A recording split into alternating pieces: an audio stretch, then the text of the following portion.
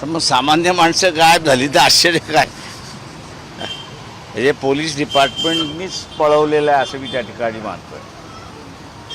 त्याला इतर कोणीच पळवलेलं नाही, तर पोलीस डिपार्टमेंटनीच पळवलेलं आहे आणि कोकाटेनं असताना पोलिसांनीच लपवलेलं आहे आणि ते मुख्यमंत्र्यांच्या सांगण्यावरनं लपवलेलं आहे अशी परिस्थिती आहे. त्याच्यामुळे असणारं हे सरकार कोर्टालाही मानत नाही, न्यायही मानत नाही अशी असणारी परिस्थिती आहे.